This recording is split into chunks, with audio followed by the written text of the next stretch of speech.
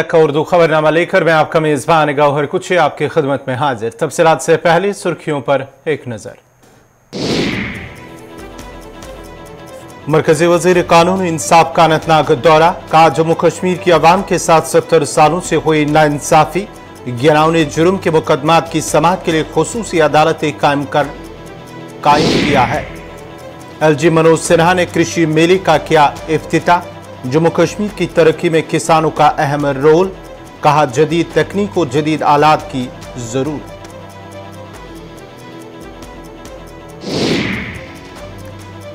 यदीपुरा पट्टन में तिबी सहूलियात का फुकदान, primary health centre की इमारत खस्ताहाली के शिकार, जमीन की निशानदी होने के बावजूद भी इमारत न हो सकी तामीर। चावल में प्लास्टिक होने के शक शुबहात को मुतल्लिका महकमा के हुक्काम ने किया दूर, कहा विटामिन की कमी को दूर करने के लिए हुकूमत हिंद ने फोर्टिफाइड चावल तकसीम करने की है पहल, अवाम अब भी तजब्जुब के शिकार। मगल रोड ट्रैफिक की आमद-रफ्त के लिए 4 रोज बाद बहाल, दरमांदा गाड़ियों को आगे जाने की मिली इजाजत, एहतियात से गाड़ी चलाने की ड्राइवरों से की गई अपील।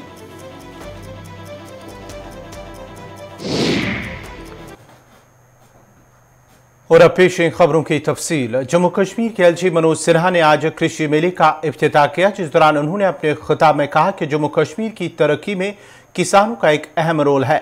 उन्होंने कहा कि गुज़िश्ता कई सालों के दौरान काफ़ी तब्दीली आई है और किसानों के ज़राअत और दीगर फसलों की पैदावार के इजाफे के लिए जदीद तकनीक और जदीद आलात के इस्तेमाल में लाना बहुत ज़रूरी है।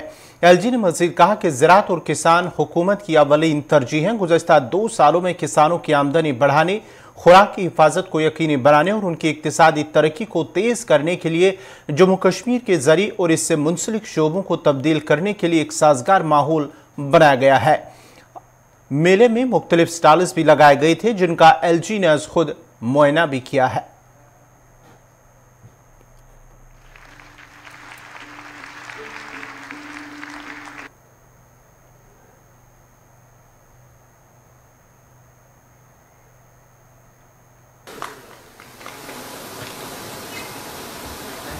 काम से काम करनी है सेल्फ इस 5 best community ward Jammu district के लिए first award for city response करना है।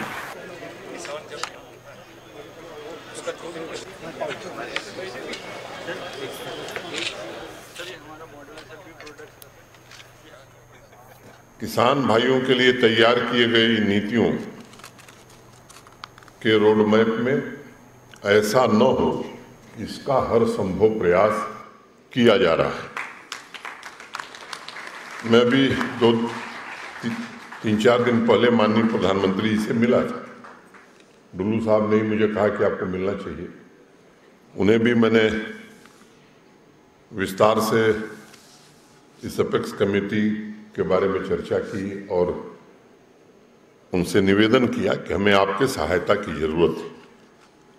मैं कह सकता हूं कि माननीय प्रधानमंत्री जी ने हम सबको एक तरह से आश्वस्त किया है कि जम्मू कश्मीर की कृषि और एलाइड सेक्टर में जो चीज़ें आप लोग लागू करना चाहते हैं, 29 रिकमेंडेशंस का जिक्र डुल्लू साहब ने किया है, उसमें भारत सरकार पूरी तरह से हमारी सहायता करेगी।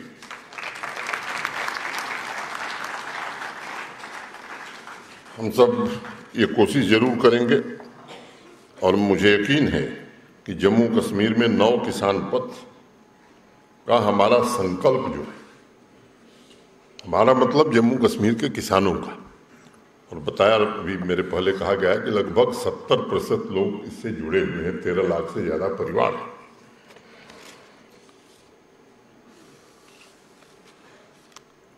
आज के समय में किसान भाइयों की प्रमुख समस्याएं क्या हो सकती हैं? मैं जब सोचता हूं तो अभी मेरे पहले भी लोगों ने कहा, क्लाइमेट चेंज, मिट्टी की उर्वरता में कमी और बायोडाइवर्सिटी का क्षरण, ये भी तेजी से हो रहा है।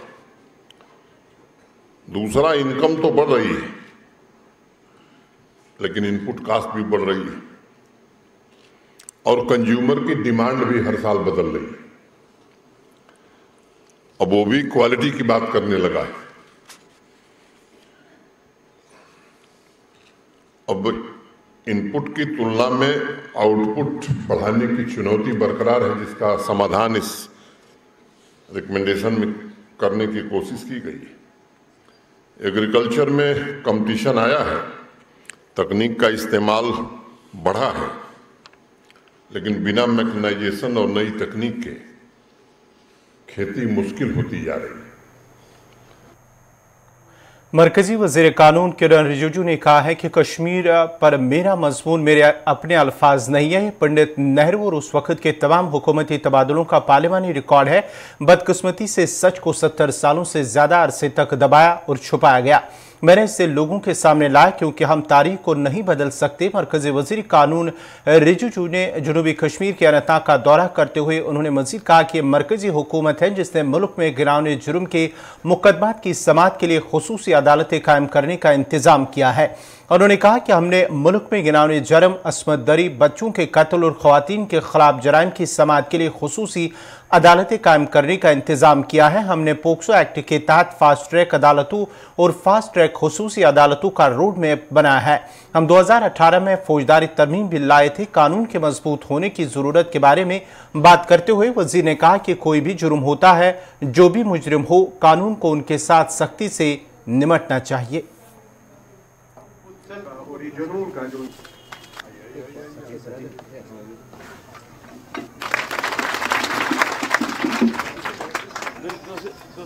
ये आपके लिए बहुत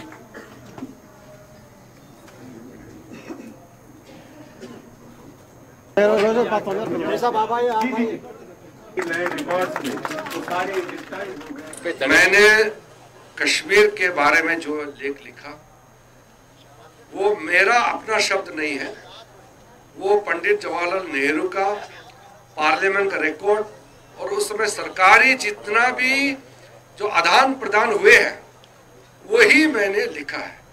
दुख इस बात की है कि सच्चाई को 70 साल से भी ज्यादा दबाया गया था, सच्चाई को छुपाया गया था।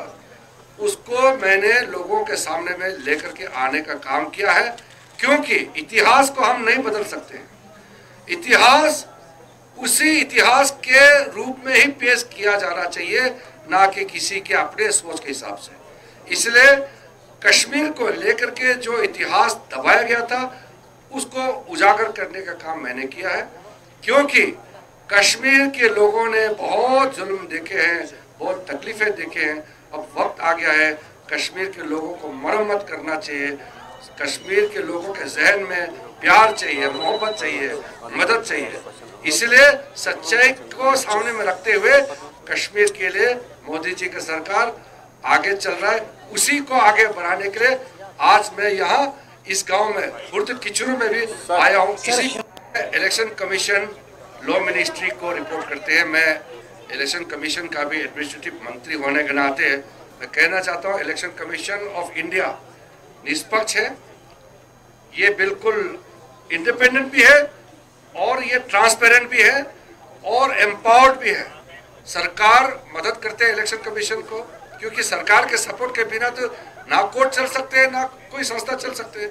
उसका व्यवस्था करने का काम सरकार का होता है, हमारी ड्यूटी है। लेकिन हम अपने इशारों पे किसी को नहीं नचाते हैं, तो कार्रवाई होगा।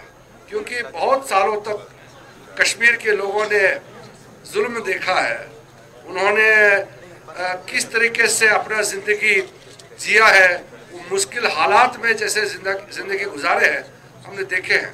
इसलिए प्राइम मिनिस्टर मोदी साहब के जो लीडरशिप है वो आज क्लियर कट इस बात को लेकर के काम कर रहे हैं कि जम्मू कश्मीर के अंदर में कोई भी इंसान, कोई भी बच्चे हो, बूढ़े हो, जो इस देश में जो हीनियस क्राइम होते हैं, रेप केस होते हैं, बच्चों का मर्डर होते हैं, महिलाओं के अगेंस्ट में यहाँ बहुत जो क्राइम्स या जो भी एट्रोसिटीज होते हैं उसके खिलाफ हम लोगों ने स्पेशल कोर्ट्स बनाने का प्रावधान रखा और फास्ट ट्रैक कोर्ट्स और पॉक्सो एक्ट के तहत फास्ट ट्रैक स्पेशल कोर्ट्स बनाने के लिए हमने पूरा रोड मैप तैयार किया और क्रिमिनल अमेंडमेंट बिल लाए 2018 में।